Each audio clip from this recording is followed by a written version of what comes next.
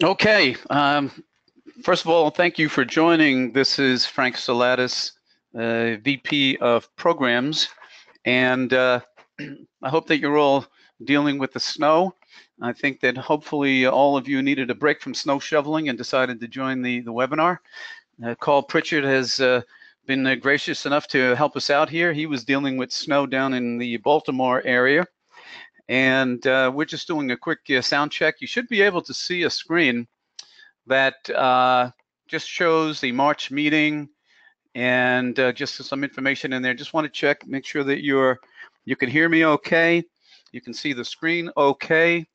And if you have any questions, use the chat box or the question box to to send information to me. All of the participants, all of the attendees are in a listen-only mode. So we'll be using the questions in the chat box to address any questions that you might have. If we do have an opportunity, we might be able to open up the microphone for a few people. So I can hear you and see the towers. My screen just says paused. Can you hear? Can hear you okay from here? Okay. I think that we'll just double check on that, what says paused, but I think that we should be okay now. Someone said, is anyone using the mouse? And that was me moving things around a little bit. And like I said, we're just doing a very quick technical check. And you should just see a New York City skyline type of picture.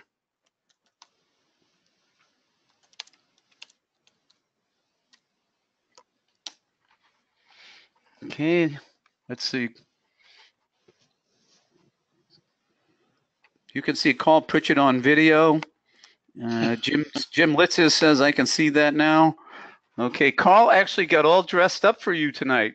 That's kind of a nice thing, Carl. I figured you'd be in the, snow outfit and boots and stuff like that. The beauty is you have no idea what goes on below my waist, you know? Okay, well, you look pretty happy out there. So I'm just going to ask everybody, what do you see on your screen? Just somebody say, just let me know what you see, because Carl's video is showing up, and you should also see a New York City chapter logo and so on. So just let me know what you see. Carl, on top of presentation, I see the New York City chapter contingency. I see Carl. Great. Okay. Some people cannot see Carl, some see both. That might have something to do with your particular arrangement in your laptop, but Carl is definitely visible. And it's not that essential to see Carl's video as long as you can see the actual slide presentation. Okay, so with that, okay, this is our weather contingency. We're just going to address a few more questions here before we get started. We're going to start at 6:45. Somebody said we have not had snow yet, but it's coming through overnight. Well, we've had plenty, and I'd send some to you if I could. Okay. So anyway, thank you again for joining. I have a few quick chapter announcements that we're going to make. We'll do very quick here. Jim Litzis is also on the call. I might invite him to say a few words about his position as Director of Volunteers. Okay, so I'm going to give just a couple more minutes. Other people are still joining. We've got about 41 people actually signed in. We had a record sellout for the meeting that was supposed to happen tonight. We had 130 people actually sign up, and Carl was ready to, even in the snow, come up here to New York City.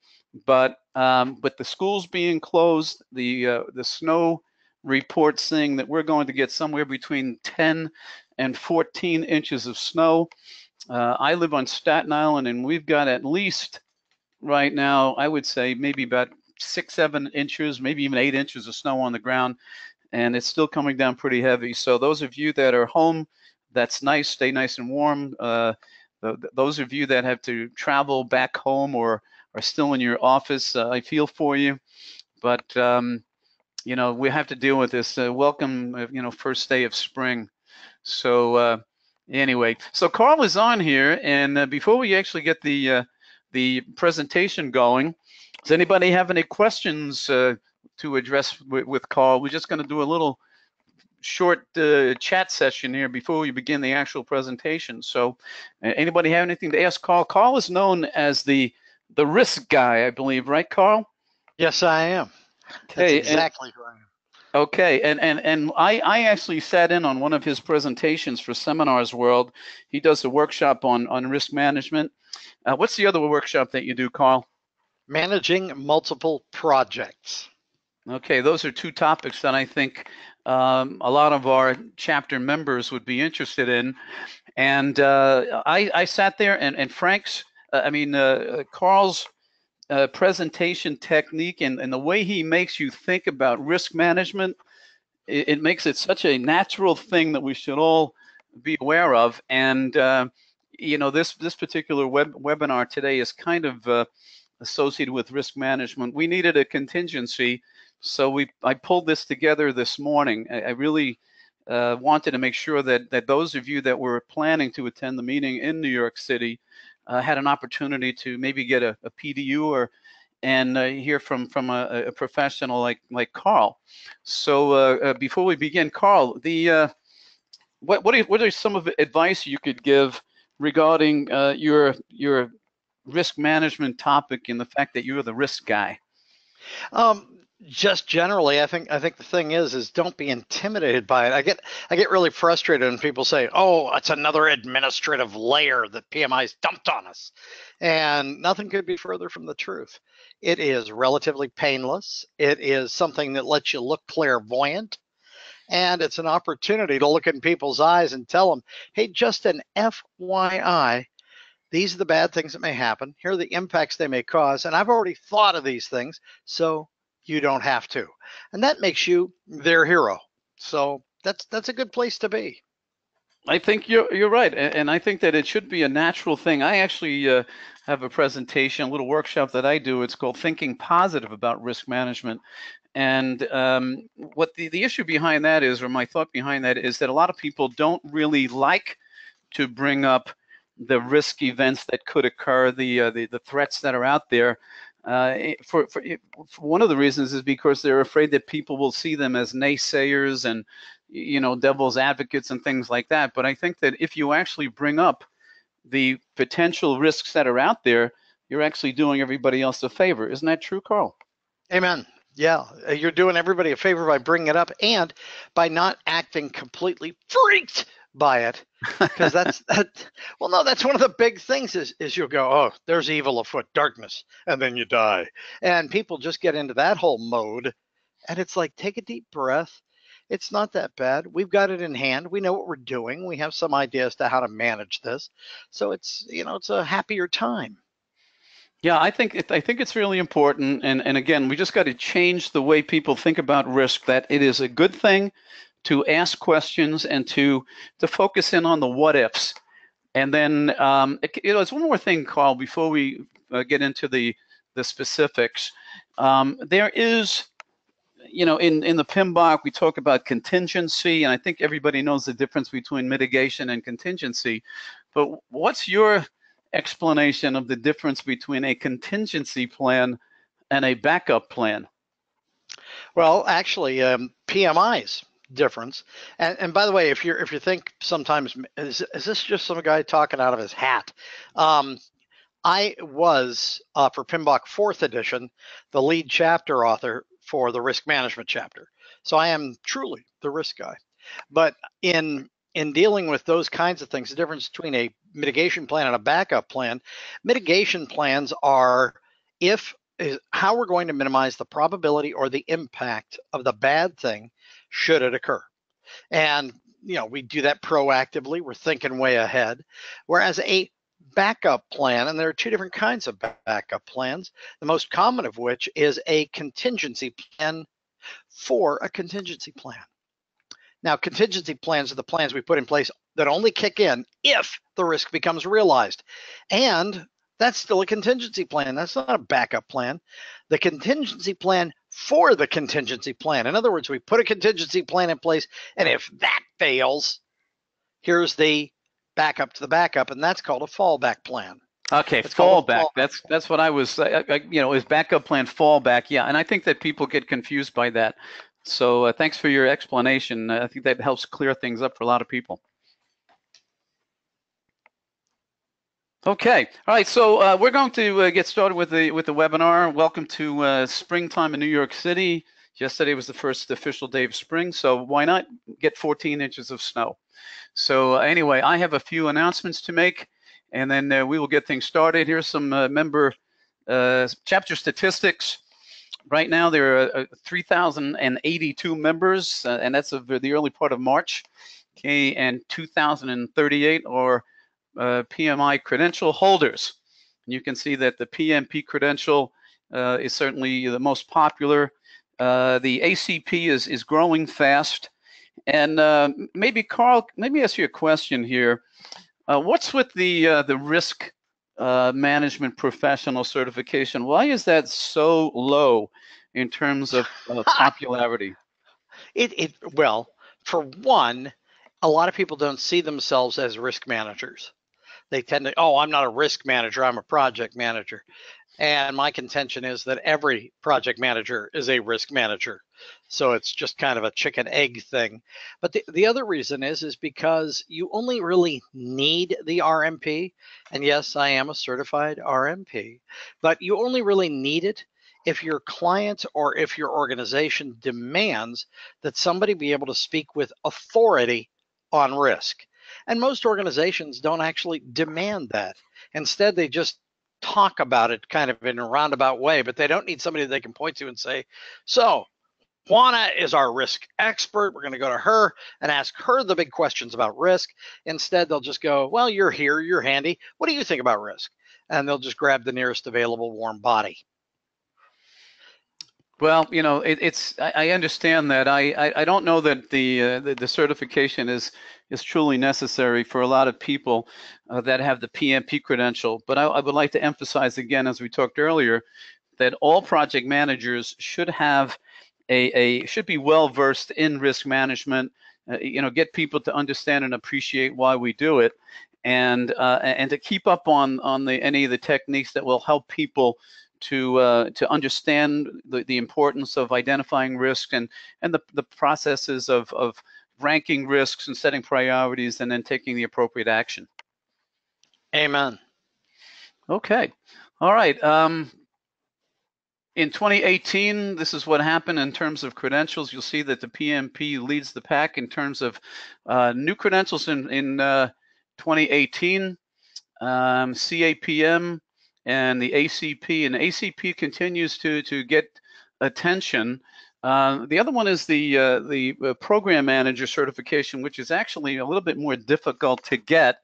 And that is something, though, if you are a program manager and you have to qualify as that, then I would recommend that you look to get that particular certification. And we do have a group in the chapter that is involved in agile type of programs, and you'll see some information on that coming up soon. But this is what we're doing here in terms of credentials in 2018. So now, if you are a couple different things here, I'd like you to just post a hello or a shout out if you are a new member. If you're a new member, and just let everybody know. Tell everybody who you are, and just say hello. I'm a new member, and I'm happy I joined. And if you are a new PMI credential holder, also post something up. Just say, hey, I just got mine, and I feel pretty good about it. And you should definitely celebrate that. And congratulations to you. And just way to go. I mean, I think it's a major accomplishment. Thank you if you're a new member, and a big congratulations if you are a new credential holder. I think we have a person here. Okay, affirmative. Somebody said affirmative on that. Okay, all right. A couple other things here. We have, or we will have, at chapter meetings that are actually the physical meetings. We have PMI New York City chapter advocates. And these are people that are at the events table, and they are ready to assist you, answer questions, if you have a concern of some kind, anything along those lines. These are volunteers that are looking to make your member experience as useful and value adding as possible. What you're going to see in the future through PMI communications and things like that would be this emphasis on making sure that you believe that you are getting the maximum value for the dollars you spend in being a member of PMI and being a member of the PMI New York City chapter. You have to keep in mind a couple of things here. One is that PMI membership is required to belong to a chapter. And I believe right now that cost is $120. And then on top of that, there is a $35 dues fee for the chapter. And the chapter operates and does a lot of things on the dues that members provide. Plus, we try to generate revenue from other sources, including sponsors and workshops and things like that. It is very important for you as a member to take a look at what PMI offers as a organization, okay, from our headquarters group in Newtown Square, and then also what the chapter offers in terms of meetings and events and things like that. And of course, if you have any questions during an actual meeting, you should definitely talk to your chapter advocates.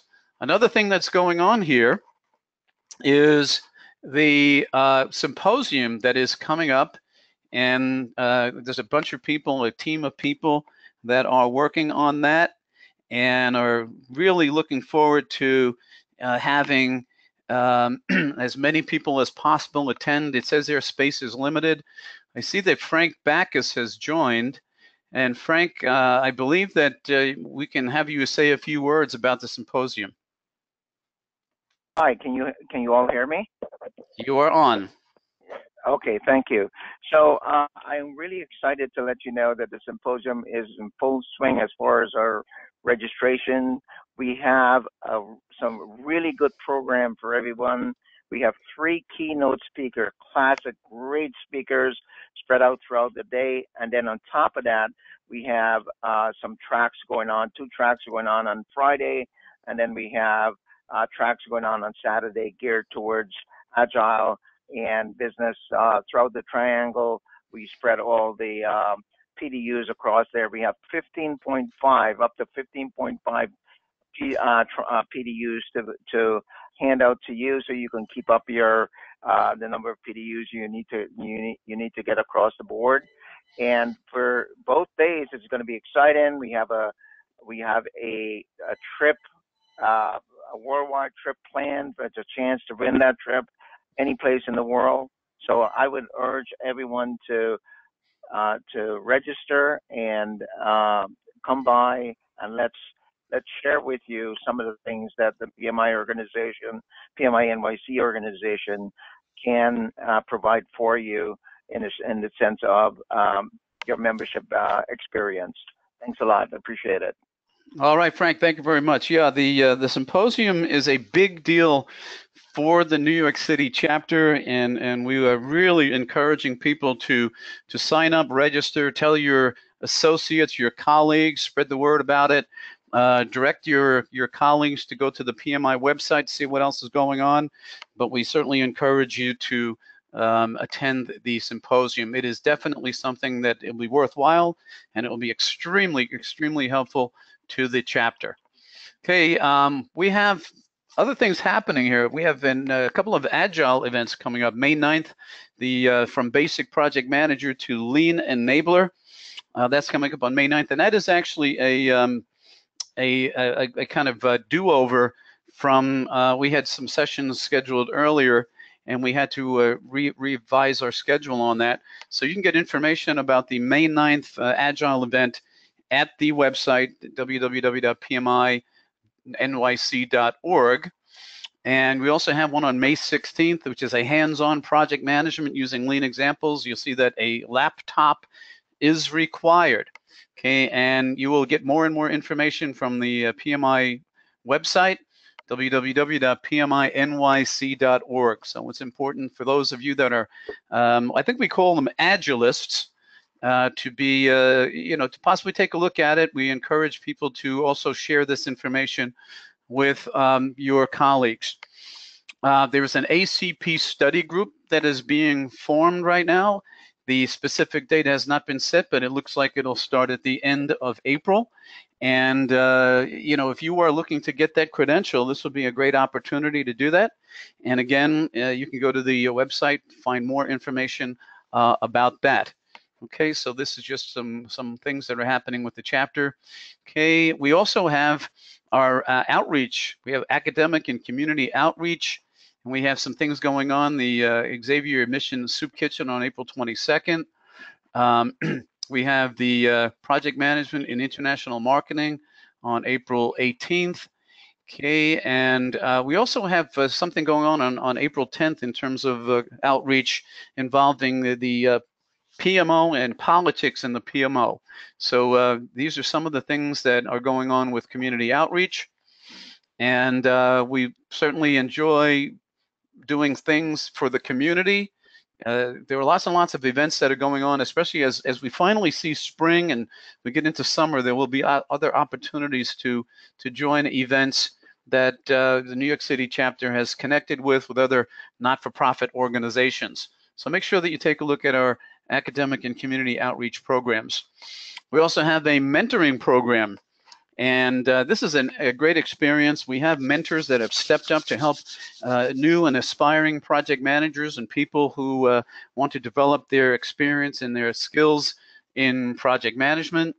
If you are interested in mentoring or being a mentee, you can send a note to mentoring@PMINYC.org.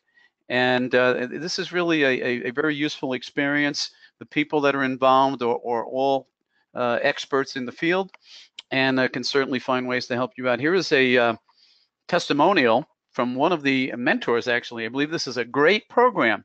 I enjoy talking to my mentees about the challenges going on with them at work and so on. Walking through the options with them on next steps and hearing the results. So we have quite a few mentors. And again, go to mentoring@PMINYC.org. We also have volunteers, and we have opportunities. There's lots of things going on there. You can be developed as a leader, and I see that we have to fix this slide a little bit. But we're talking about adding to your experience, growing as a project manager, add to your resume. You'll find a lot of things going on there. You'll meet new people. You'll network with new people. There is going to be some fun, believe it or not. It's not all work. We do things that the volunteers enjoy. And you can actually have an opportunity to take on leadership positions and help the chapter grow in many different ways. So if you're interested, Jim Litzis is the person to contact, Jim Litzis at PMINYC.org. And we have opportunities in program manager, service outreach, director of volunteers. I think that's already been taken care of by Jim, but we have other opportunities. So best bet would be to get in touch with Jim Litzis at PMINYC.org, and he can fill you in on the details about how to apply for a volunteer position. Let's see. Okay. There aren't any questions right at the moment, and I think we're about to get started with Carl. Yeah.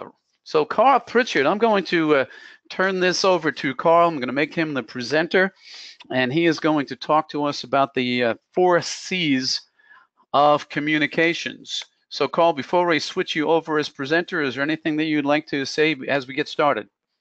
No, I am going to be asking folks to post things in the chat interface. So if you'll get your typing fingers ready, because there are a few things. And if I can't see it, Frank, I'm going to be asking you to read me anything that shows up there. So okay. I've got it here now, but just in case. All right, good enough. Okay, so I'm going to switch this over to Carl right now. So Carl, you should be the presenter. It's a beautiful thing. And let me just go ahead and go over here to the right slide, if I might, and welcome everybody home. I appreciate the fact y'all turned out on this snowy evening. And just so you know, there is hope.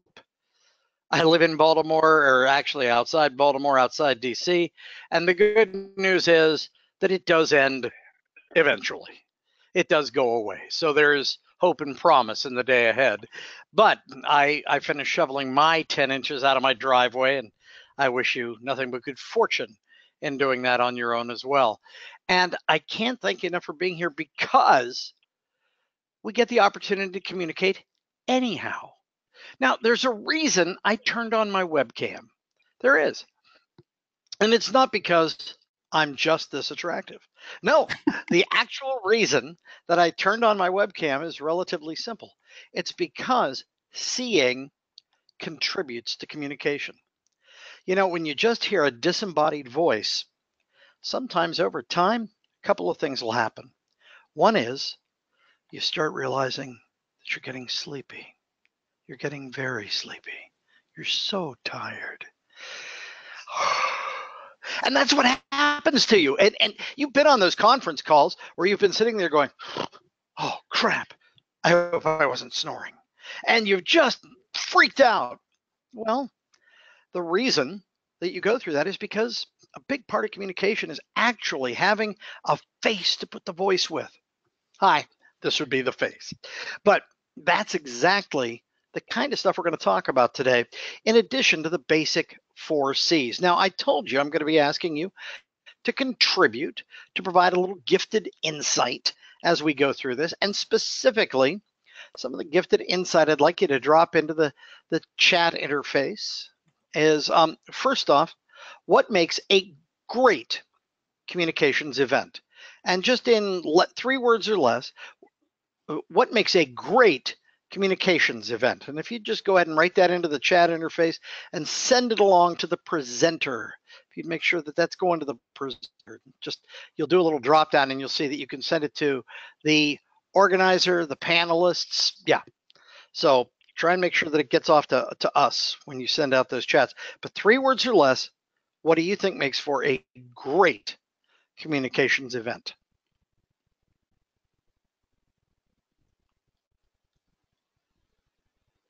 On a class, I'd be playing the Jeopardy theme right now. Now, do we have any that you can see? Because I'm not seeing anything yet. One of them was enthusiasm from the speaker. Oh, amen. And, you know, that goes to a point, too. In addition to being able to see their face, when you see their face, you get a sense of whether or not they believe the message they're sending. Now, one thing, doing this on a webinar is a completely different animal, and it's something you should be aware of, because your webcam is right here, right up there, middle top of your laptop. And it's kind of interesting where they've positioned that, because if you leave your laptop on your desk, you know it makes you less interesting, and it makes you look less enthusiastic. My laptop right now is sitting on top of the 2 fattest dictionaries I own. And the reason is it brings it up to almost eye level. Gets rid of my double chin. It actually makes me look younger. I know this is the young me, believe it or not. But that's exactly what it does. And it also gives you a sense that you're communicating more directly. Also, if you are working on webcam, if you're doing a lot of Skype time or FaceTime, just so you know, that webcam is your friend. Because when you're looking straight at it, when you're looking straight at that dot, it actually looks like, well, you're a little more sincere. It does. And the reason is because I'm looking at you. I'm not looking at him, not looking at her. I'm looking at you. And that makes all the difference in the world. It's about the direction of your communication as well. Anything else pop up, Frank? Yeah, a couple of things. Christina says connection, inspiration, and motivation. Okay. Juana says clarity. Nick says simple, unexpected, emotional. Yeah, let's see what else we have there. The listener can relate to it. That's from Fred Stein. Attendees get what they expected and hoped for, and perhaps even more. That's from Jim Litzis.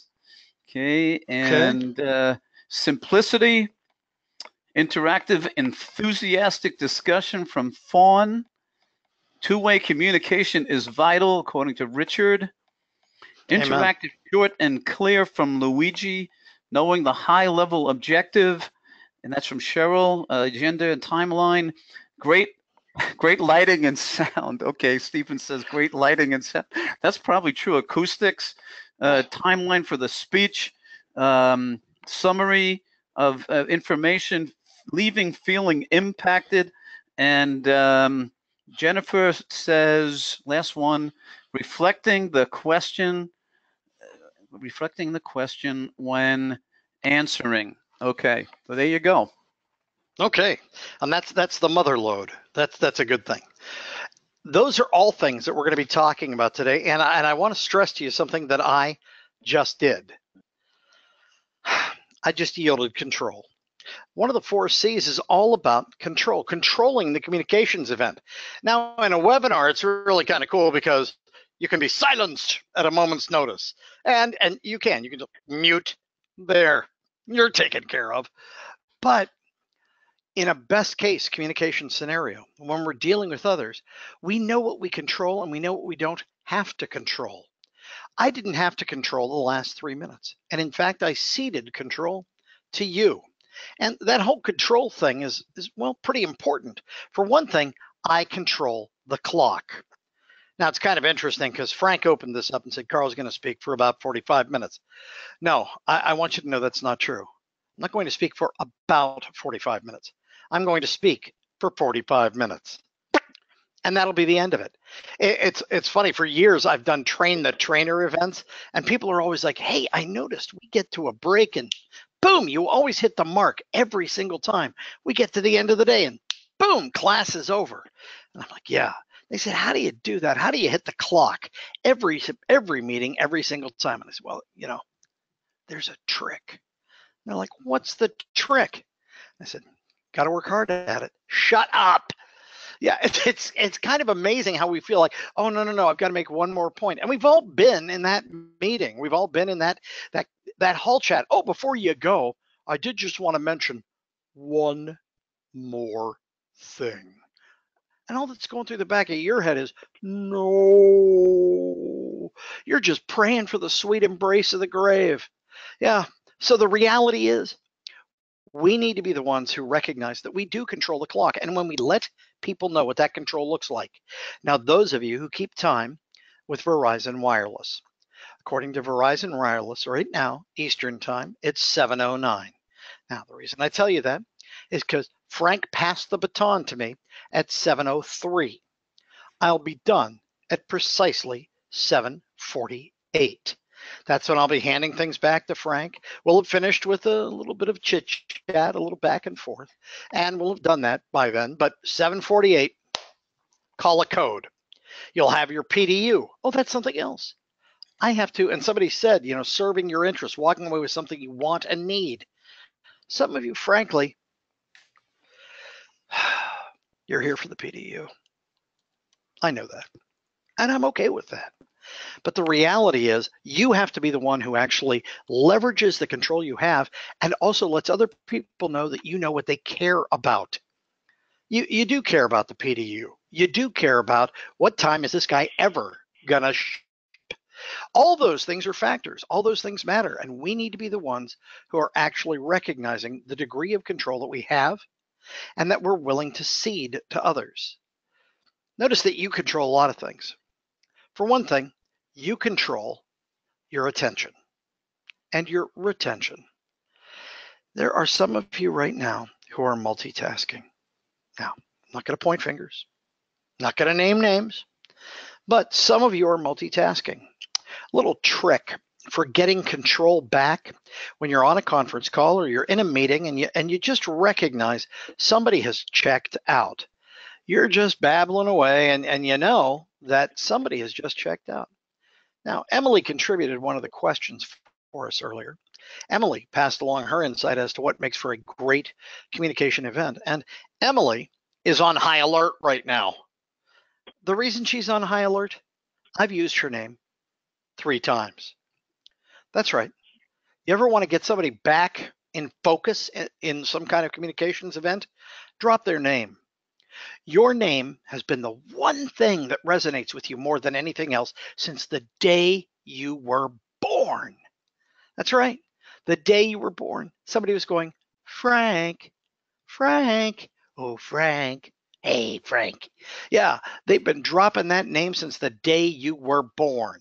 And as a result, if you want to get somebody's attention, and notice, I didn't call on Emily. I just dropped her name. And I guarantee you, whatever Emily's doing right now, she's there and she is focused. I've got her. I don't have the rest of you necessarily, but I've definitely got Emily. And that's one of the exciting things about this. We actually control the degrees of participation, the level of involvement, the level of retention, based on how we actually leverage what people care about. When I told you 7:48, 36 minutes from right now. When I told you that, some of you were like, sweet, I can turn on this at 8 o'clock. You know what else you can do with your evening. You can actually plan your life like a good project manager. It's a beautiful thing, but it is all about degrees of control. And somebody mentioned earlier when we were just getting started, Frank's mouse. Now, some of you see my cursor doing the happy dance out here in the middle of the screen. You're like, why is Carl doing that? That's a shiny object. That's noise. Noise can wrest control from you. It really can. It can steal it right away from you if you just let it go. If you pretend you don't see it. If you're like, no, I'm just going to pretend that mouse isn't moving all over creation. I'm just going to keep talking. Well, you know what? In a meeting, if there's a bird flitting right outside the window, or worse still, whacking itself into the window. You ever have one of those? Yeah. And you're sitting there going, I'm going to forge ahead. I'm just going to keep talking. Maybe the bird will go away. That bird's not going anywhere. And even if it does, the fact that you have failed to acknowledge it makes it look like you're out of touch. We were so busy at the beginning of this, giving me my risk cred, that we never got around to giving me my communications credentials. I actually, I'm always loath to share this. Just so you know, I used to be a member of the media. I'm sorry. Yeah. But I was the news director at WASH Radio in Washington, D.C. I was the morning news guy. I was also the talk show guy. Jeez, it's just too horrible for words. But the reason I bring that up is because it's not just like I talk idly about communications. They were actually my life's blood and my paycheck for an extended period of time. Some people feel like I've got to leave the floor open for a lot of questions. I've got to give everybody a chance to provide input. No, you don't. You really don't. You can cede control without giving it up. Now, Frank read the laundry list of things that you wrote, and I jotted them down here so that I can actually come back to them. But it doesn't mean that I have to hit each and every blessed one. And it's not out of malice aforethought or anything else. It's simply a function of I want to hit and pick and choose the ones that reinforce the most powerful positive message. That's right. I can go ahead and give up some of the control, but not all of it. And we need to make sure we're controlling what's going to actually contribute to getting our message through, to making it clearer, to just getting the message across. And that really genuinely matters in the long haul. The second C of our 4 C's is cost. The classic Dan Quayle moment. He was in a 2nd grade class, and the teacher asked a small child to write the spelling of potato up on the board. And the kid spelled it P-O-T-A-T-O. And Dan shook his head and said, no, it's P-O-T-A-T-O-E. Well, if this was Old England, he would have been right. That's the good news. Perhaps he was just trying to share Middle English. But it goes to sometimes we say things and we realize, oh my gosh, I opened my mouth. This was a very bad day. We really do want to make sure we're thinking through what we're saying, when we're saying, the speed at which we're saying it. Twitter is your enemy. It really is. Project communications, frankly, need more than 140 characters. But you don't necessarily want to just go ahead and yammer. Admiral Stockdale, some of you remember that whole event. Some of you are way too young to remember that. That was a vice presidential debate featuring Stockdale, who was Ross Perot's running mate. Ross Perot was the independent candidate. And Stockdale got up. Now, I've got to share with you who William Stockdale was. He was an American hero. Not just a little hero, a big hero. This guy won every medal the United States had to offer. And the thing about Stockdale was he had genuinely risked his life to save a nation. Stockdale had put himself on the line time and time again. This is somebody who, if you met him, you would have had the opportunity to go, I am honored by the occasion of our meeting. And yet in the vice presidential debates, the camera panned over to him and they said, Admiral Stockdale, you have 2 minutes. And he stared deadpan into the camera. And he said, who am I? And what am I doing here? And collectively, you could hear a nation gasp. Yeah, oh, it's like, is this guy is he okay? Is this for real? And people were freaking out all over the country. In one fell swoop, he carved out a whole new niche for himself. He went from being a genuine, heartfelt, real live American hero to being the butt of a lot of jokes. And it's wrong. One communications event, boom, and the whole thing exploded. Now, how do you avoid that event? Well, first off, shh, be very quiet. Yeah, one of the things you really genuinely want to do is take a moment. When somebody fires a question and you're like, oh, yes, bring it.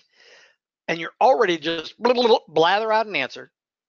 Put the first few words into your head before you ever open your mouth. A couple things will happen as a result. For one, you look thoughtful, not reactionary. Bonus, that's a good place to be. I want to look thoughtful. I want to be that person.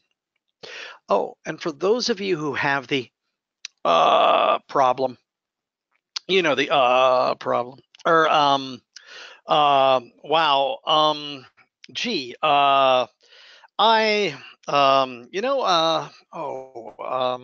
if you've ever been in that meeting where the person who's running the meeting is doing that, you know as well as I do what you do. After about 5 minutes of that, of them going, we could, somebody is keeping count. Somebody's actually, I got 43. What are you up to? You know, they're actually keeping tabs on how many times they've said, there's a cure. There's an actual cure for that. I had the honor of working with a woman named Lillian Brown at Georgetown University. Lillian Brown had an interesting background. She was the green room coach for CBS News in Washington. Now, for those of you who don't know, when they get some interviewee who's coming in to plop them down in that chair in DC to make sure that they get their opportunity in the sun with the anchor asking questions, they prep them ahead of time so they don't look like morons.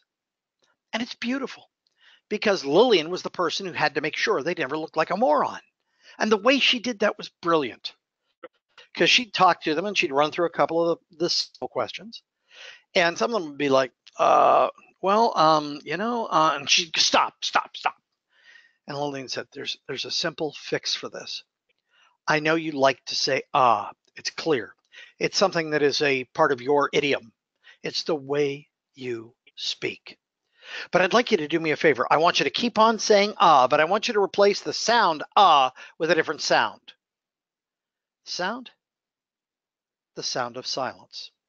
So every time that you are thinking about saying that little crutch, you can find yourself instead taking pause.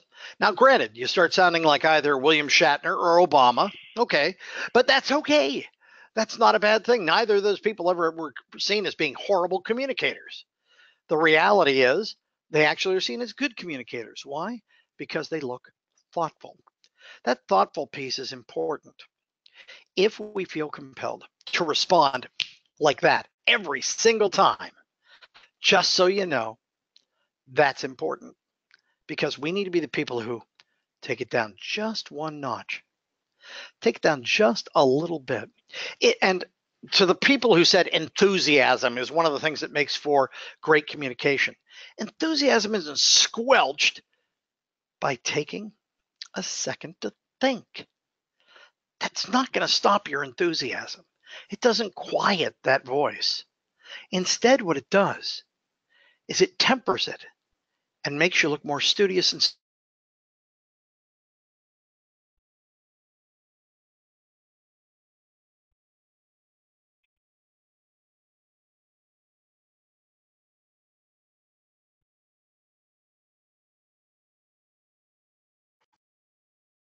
What the heck? Ah, what?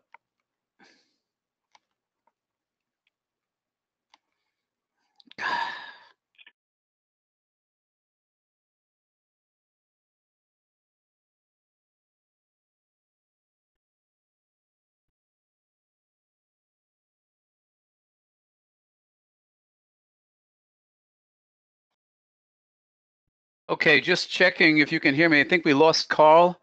I'm going to try to reach him back. Can you hear me? Just anybody say something?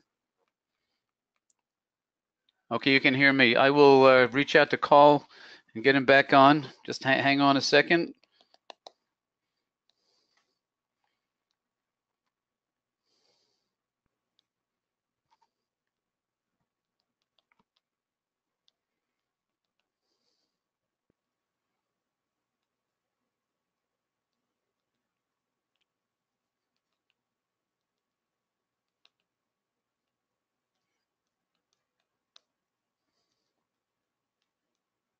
I hope he didn't lose any power down there because of the snowstorm.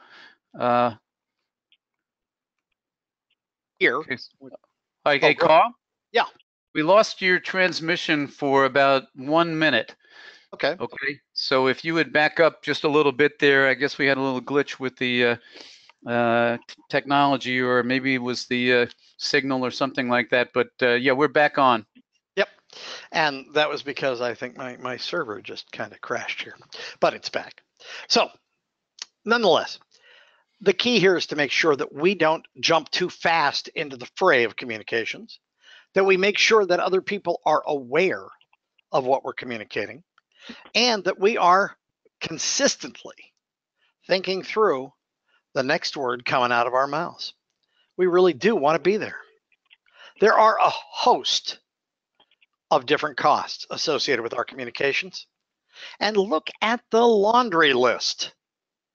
Time. 20 minutes to go. Actually, 23 minutes to go. Time matters. If you want to win a heart in the office tomorrow, I'll tell you what you do. If you're going into the office, here's next time you have to step into somebody else's office. When you stick your head in the door and say, "Hey, I needed to ask you a question." Don't say that. Here's what I want you to say instead. Stick your head in the door and say, "Hey, can you spare a minute and a half? I just need a minute and a half to get an answer to a question. Can we do that now, or do you need that later?" And most people will go, "A minute and a half? Yeah, let's go ahead. What do you need?" Now, the beauty of that is you've just shown respect, deference, and appreciation for their time.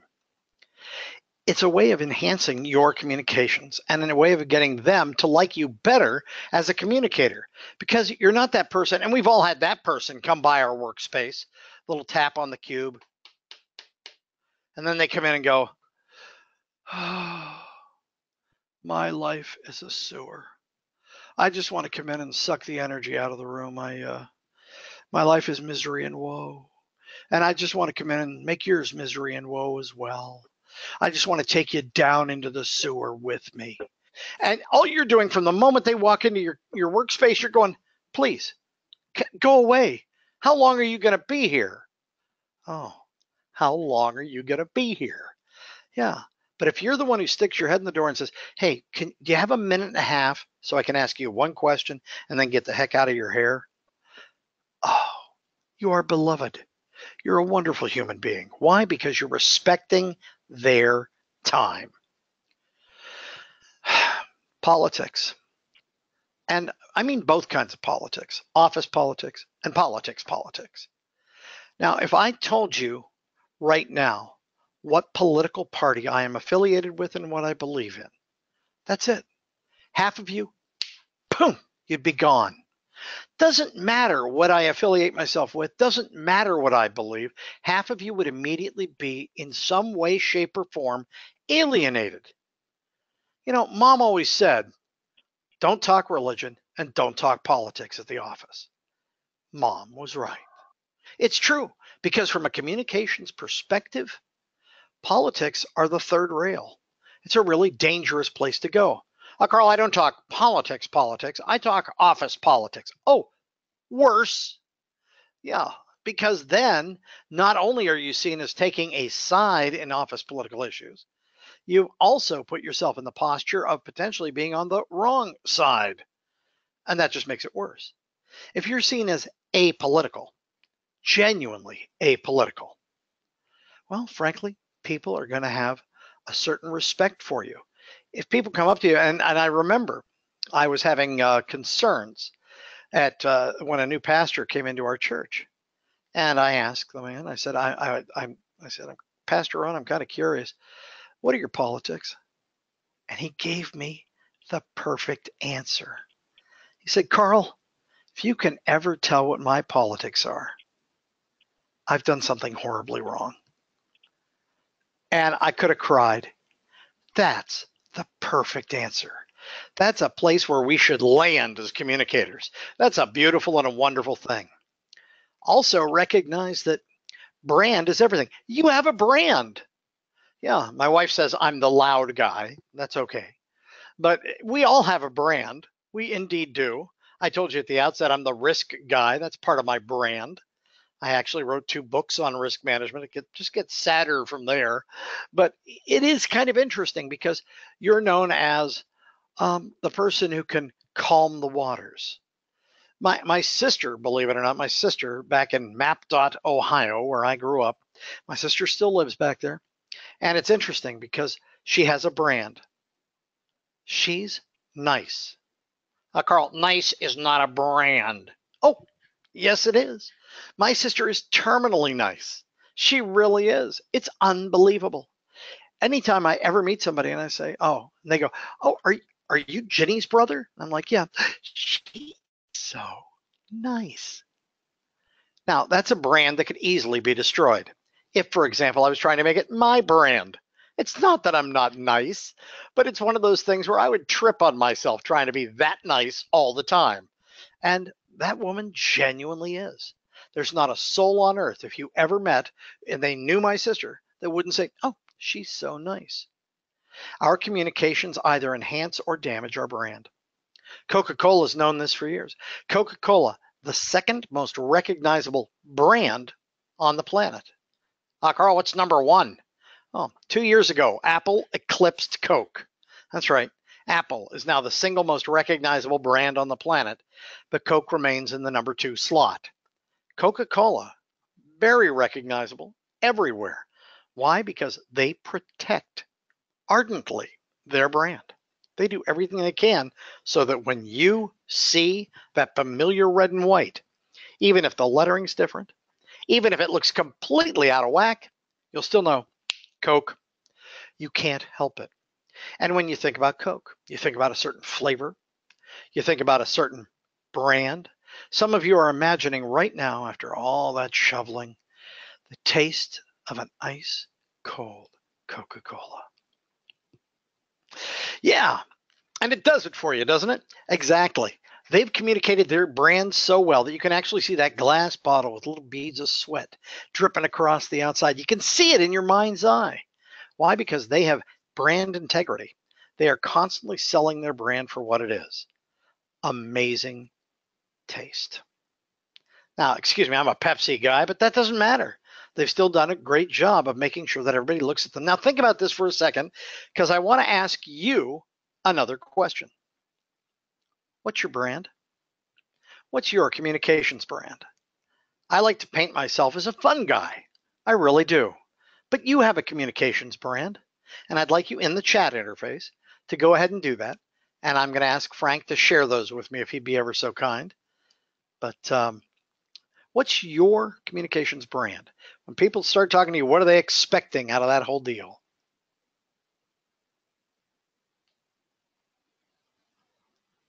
Okay, I'm looking to see what comes up.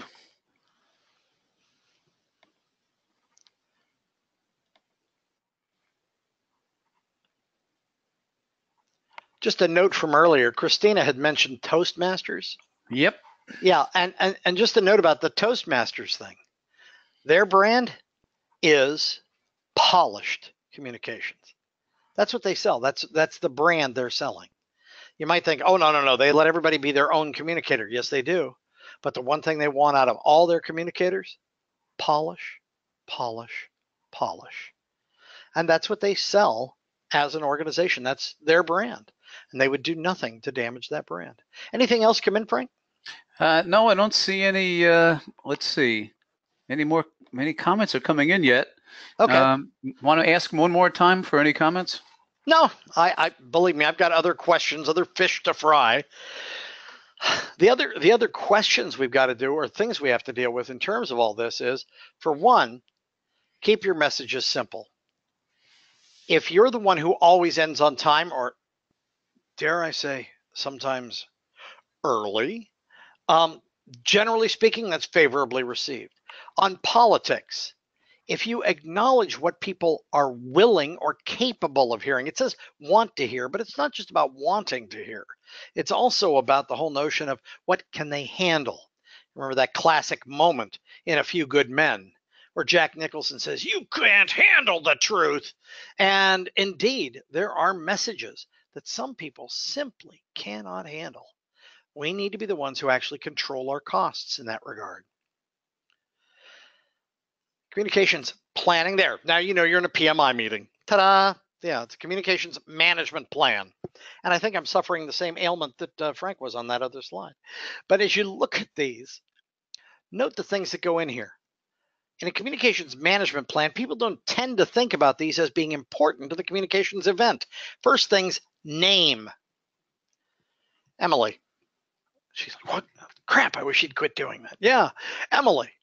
Now, the thing about Emily is, I'm sure somebody somewhere in her life has referred to her as M. Yeah, just the 13th letter of the alphabet, M. Somebody said, hey, M, instead of saying her full name, Emily. Now, assuming there's a Deborah somewhere on the call, it's important. Deborahs seem to be passionate about this. It's either Deb, Debbie, Deborah, or even some, oddly enough, Deborah. Yeah. And that matters.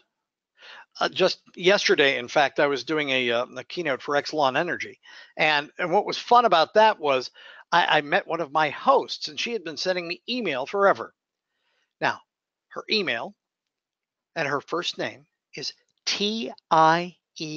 I'll spell it again, Tiera. And I want you to think through how you would pronounce that. Because we've been transacting email.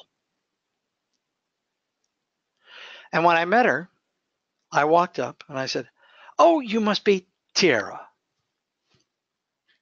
And she said, oh, yeah, I'm actually, Carl, it's Taria. And I said, I'm sorry? I said, but it's spelled, and she said, no, it's Taria.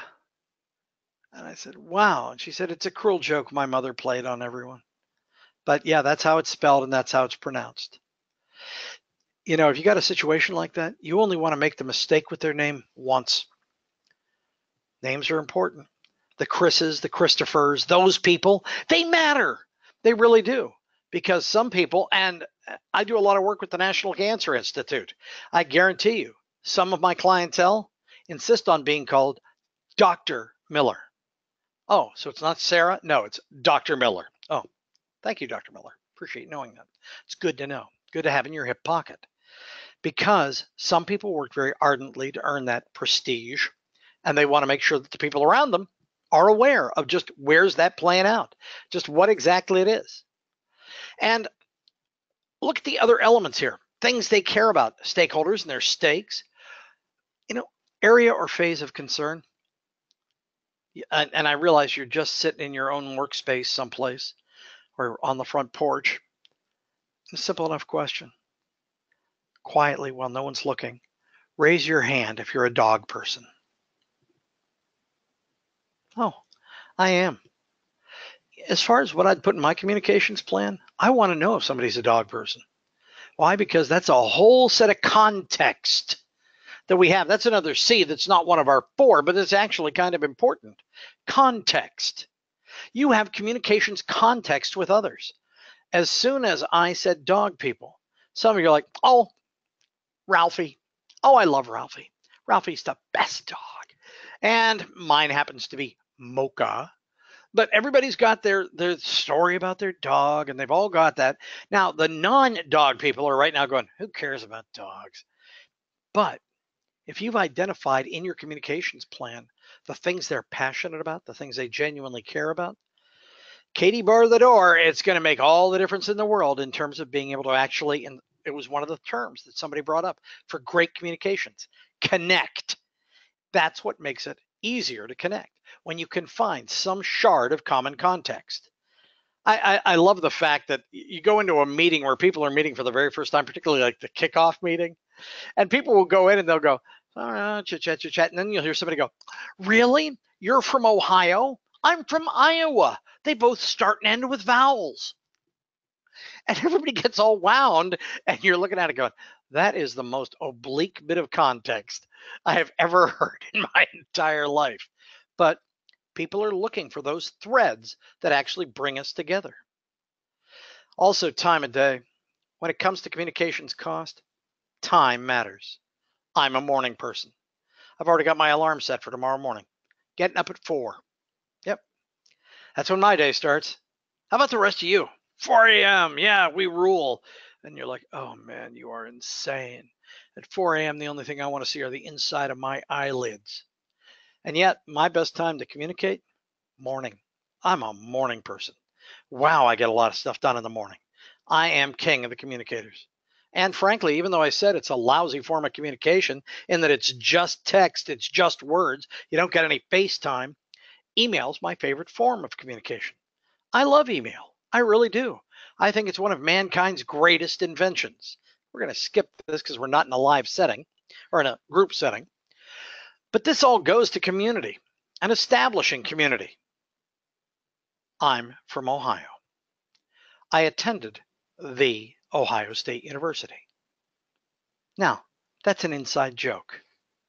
Anybody who knows anything about the Ohio State University knows that all Buckeyes say it exactly that way. We're trained that way. It's not Ohio State University. That's not where I went to school. I went to the Ohio State University. And the fact of the matter, there's a whole story behind that, which I won't belabor at this point, but I do want to make the point that there's a story. And if we share the stories, we share inside stories, we share inside jokes, we share insider language. I had a horrible meeting about 3 weeks ago with a client that I was trying to convince might need some supplemental training in project management. We were having a long conversation. And they said, so what else would you cover in here? I said, well, we do spend a pretty decent amount of time on the work breakdown structure. Oh, they smiled and beamed. The WBIS. And I just winced. And I said, yeah, and I tried to gently massage it in there. The WBS. Yeah. And they went, oh, yeah, the WBIS. Yeah, we do WBISs real well here. And I, of course, was choking on my lunch. But at the same time, it goes to, that's their language. We've got to make sure we understand and we're speaking the right language wherever we are. We've got to be careful about using insider language. PDUs, PMP, PMI RMP, PMI ACP, PMI BA, CAPM, MOUSE. Wow. We've got all our little inside jokes at PMI, all our inside terminology and lexicon. And this is an amazing opportunity for you. I want to make sure you get the chance to do this. You should be building your lexicon. That's right. If nobody else has written it before you, you should be the one writing the dictionary. That's right. Noah Webster wrote the American English Dictionary and changed a culture. We should be doing that as well because, frankly, it's a great way to actually end the day or seize the day in terms of any communications event if we know the language better than anybody else. Last C is charisma. That's my brother-in-law, Dave. Yeah, he's married to my sister, Jenny. Yeah, that's my brother-in-law, Dave. He's a Pentecostal used car salesman. Really? No, and the reason I say that, Dave was a used car salesman and a new car salesman for that matter for a while. And Dave, for any of you who know anything about car sales, this will be the wow moment. Dave, when he was selling cars, moved 20 units a month, every month, like a clock. Now, any of you know anything about car sales know that 20 cars a month is not good.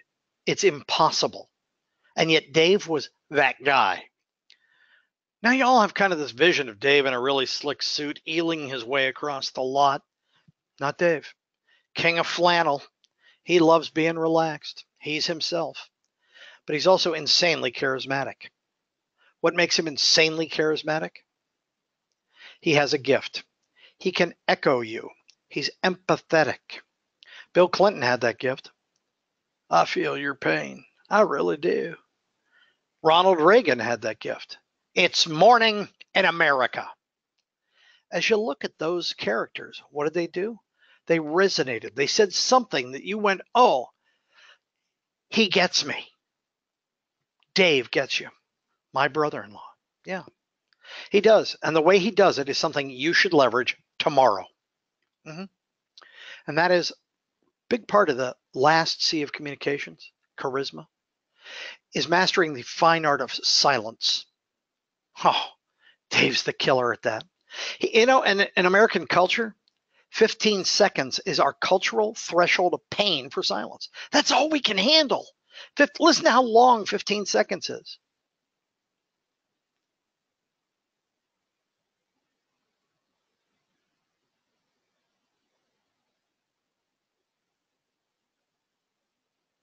Ah! Oh, it's exasperating, isn't it? Yeah, we're not good at it. And it's something we can master. And if we can master that, next time you go to ask somebody a question, here's the big drill. All you need to do next time you're in a meeting is just ask them a question and then wait 15 seconds. Oh, and if you're on a conference call, it's magical because what you're going to do is you're going to say, so anybody have any thoughts on that? And then just start the countdown in your head, 15, 14, 13. Now, what's going to happen about 4 seconds before you hit the end? Somebody who's been on the call but hasn't been participating is going to go, did I drop the call? Are we still on? And the reason is because they weren't paying attention. But the beauty of it is it's because they can't handle 15 seconds of silence. You really want to extract information from others. Every Thanksgiving, I tell Dave things I'd never want to tell him, but he sucks them out of me. It's a beautiful thing. Your challenge, listen to others. Give them their 15 seconds. And you'll be surprised because all you have to do is echo what they're saying and you win their heart. You'll be able to capture what they're really saying and think it through. You're going to be able to make it work brilliantly. Now, before I do my closing shtick, I left 3 minutes at the end so I can take 1 or 2 questions and then I'll close it out and turn it back over to Frank. So Frank, I notice you posed several people have raised their hand.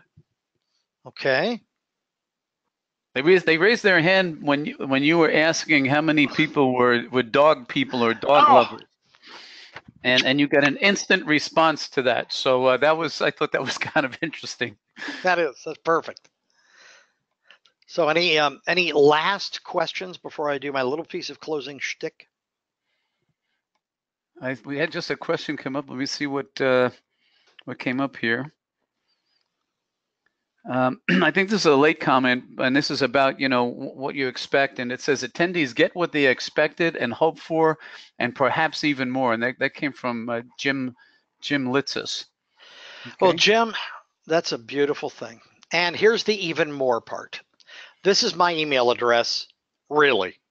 It really is, carl@carlpritchard.com. Vanity, thy name is Carl. But if you pop me an email when you have a question, I will always, by virtue of the fact that you took the time out to join us here today, I will always get back to you within 24 hours. I spent 4 years as the speakers coach for the National Leadership Conference.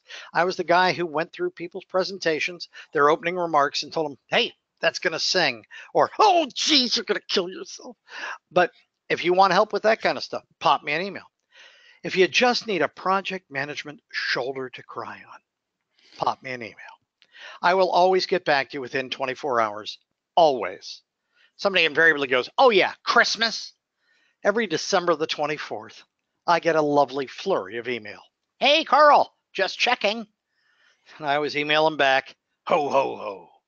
I do this, well, I do it because I'm anal retentive, but I do it because I actually believe in the gospel that knowledge is power shared. We don't get anywhere if we're not sharing information freely. And that said, I promised you 7:48. And by my Verizon clock, it's 7:48. So thanks so much for all your time and attention. I do appreciate you.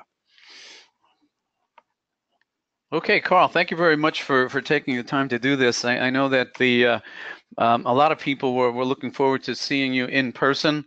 And of course, the weather certainly didn't cooperate. It's kind of an interesting thing that the same exact thing happened last year in March for our chapter meeting. The meeting was canceled because of snow, believe it or not. So I'm glad that you decided to take the time to share some of your thoughts with us. We have just a couple of minutes left. If anybody has any questions for Carl, if you have a question, throw it in the chat box or put it into the question box. And in the meantime, Carl, would you switch me back to presenter? Oh. I think you can do that. No. Hang on. Let me find out where you are here. There you are. Nope, that's that. I know you're in here somewhere. There you are. Okay, and I don't know. Yes, I'm sure I do want to do that.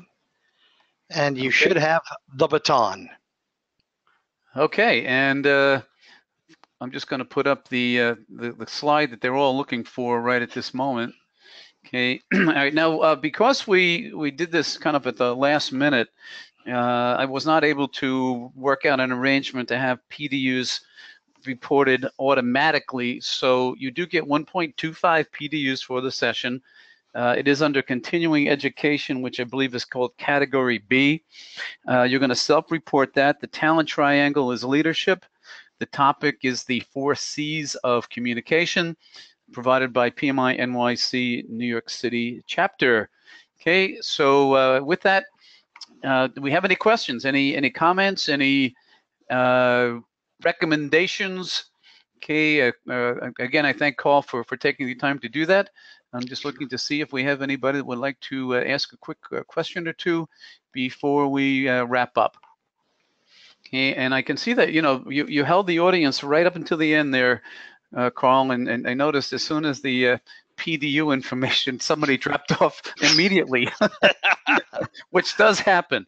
Yeah. Anyway, for all of you that are chapter members, this was certainly more of an impromptu session. I really didn't want to just not have something this evening. I figured many of you are probably working at home, left early, and we're looking for maybe something to fill in about an hour or so of your time, and I hope that we met your expectations with that. Again, I am looking for questions. I don't see any questions, Carl, so I'm going to assume that you did a great job and that the people got a lot of useful information. I know I did. I can share a quick communication story with you.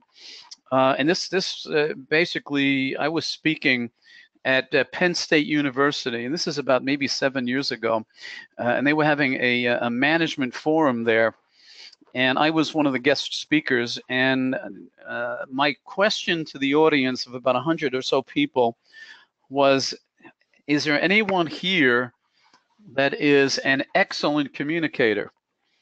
And of the 100 people that were there, one person raised his hand.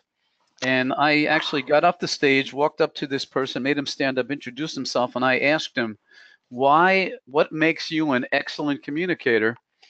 And his response was, because I listen. Amen. That's great. That's the perfect answer.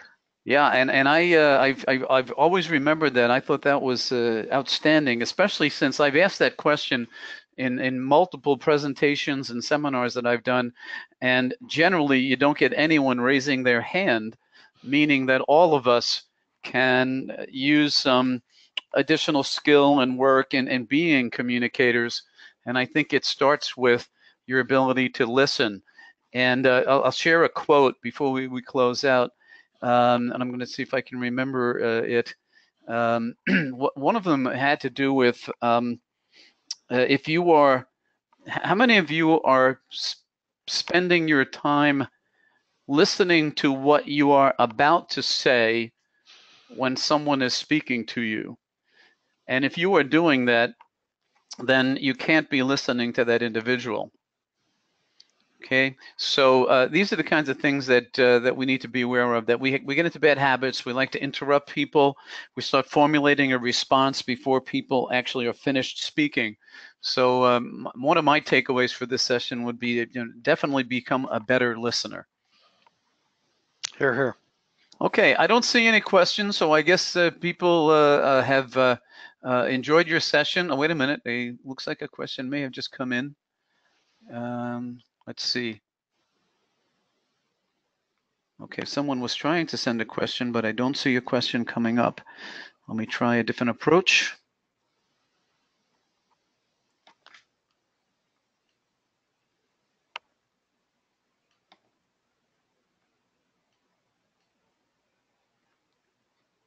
No, if you were sending a question, I did not see it come through.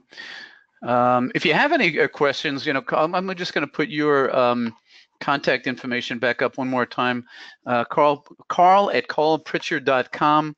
If you have any questions for Carl, or you need some information, and by the way, I think Carl shares his calendar of events, where he's going to be at various times. I know he's speaking at various classes over the next several weeks.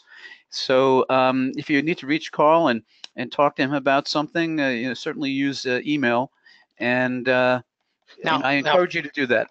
Frank, they can all get the double whammy of you and me. When is that? That's Charlotte, right? Oh yeah, that's this one coming up here. We have Carl and myself and several other speakers have organized something called Voices of Experience in Project Management, and we're kicking it off in Charlotte on April 16th and 17th down in the Embassy Suites by Hilton. And there are, if you want to get any information on that, if you go to voicesofexperience.com, and you have to be aware that those are hyphens in there. So it's voices-of-experience.com.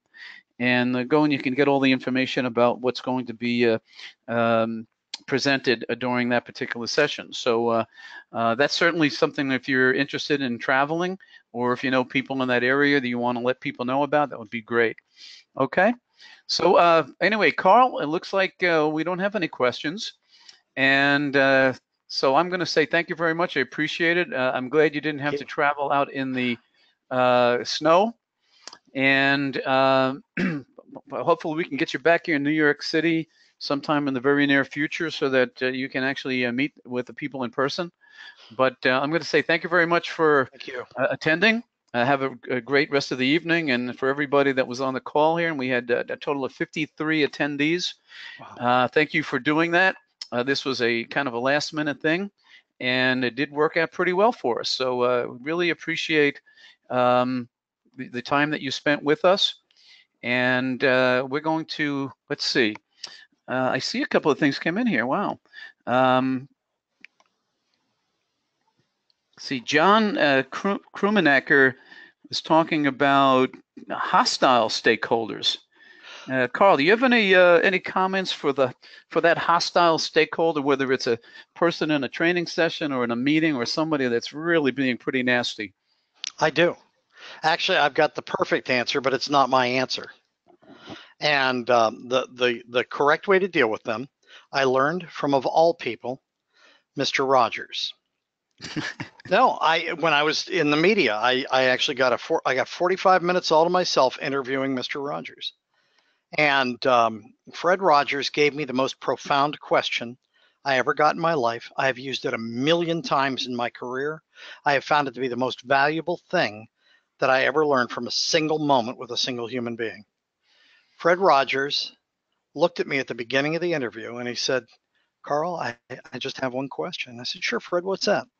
He said, when we're done here, how would you like the world to look different? Now, you mentioned hostile people. And I got to tell you, that's the question. Next time somebody is jumping on your case, somebody is making your life a living heck, or when somebody is just like trying to completely overrun your meeting, take a charge and just rip you into tiny little shreds, you get to look at them with an attitude of service, and you get to say to them, I'd really appreciate it if you could just help me understand one thing. When we're done here, how would you like the world to look different? It takes the edge off almost every hostile conversation. I don't care if it's your kids. I don't care if it's a client. I don't care if it's your boss. The beauty of it is what you're saying to them is, I am anxious to serve you, oh customer. But before I can go any further, I really need to know, what are you trying to achieve? What's your end game? When we're done here, how would you like the world to look different? And that's my favorite question. Okay, we've actually got a few more in here. First of all, I'm going to Nick D'Agostino said, oh, and this Nick, hi. Congratulations. He said this, don't know if you want to mention this or received my earlier comment, but for anyone wanting to study for the PMP, Carl's virtual course is excellent. So you get a free plug there, Carl. Yeah. Okay. And Nick, he passed. Yeah. Great. Jim Litzis says, could Carl talk briefly about how he prepares for a seminar like this? Oh, I rehearse. You don't have to rehearse the whole thing. You need to rehearse your brains out on any stories you're going to tell and on the opening 30 seconds. Now, doesn't mean you have to do the whole presentation. Just if there's a place where you're going to drop in a story, you got to know the story ice cold. And for the first 30 seconds, you have to own the room. If you don't own the room for the first 30 seconds, you're doomed. The first 30 seconds are everything. And that means you don't spend them going, well, we've got about 45 minutes. No. You tear into your content. You can do the admin later. All right. Let's see. Daniel Augustine said, do you have any tips for maintaining eye contact when speaking with people? Daniel, I'm going to share this. He says, I've been told I'm horrible at it. And he says, LOL. What do you do? Actually, my eldest son was preparing for his doctoral dissertation. He said, Dad, I'm doomed. I suck at eye contact. And I said, son, then don't make eye contact. And he said, what? And I said, no. I said, what I want you to do is make forehead contact. Just right here. Yeah, right there. Don't look at their eyes. Whatever you do, don't look at their eyes, but look at this point on their forehead. Because at more than 2 feet, they'll think you're looking dead into their eyes. And it's not nearly as intimidating when you're studying that little, is that a zit? What is that? Yeah, and it really is. It's totally disarming. It takes a lot of the pain away from doing that if you just make forehead contact. And over time, forehead contact kind of reverts to eye contact. Okay, I'm going to read off a few more things here. I don't want to keep you much longer, but Okay. Christina said, Carl, thank you so much for this unexpectedly enjoyable, fun, and hilarious talk. Okay. Bless you. Thank you. Fred Stein says, thanks to Carl and Frank. Let's see if there's anything else here before we close out. I think we have reached the end here.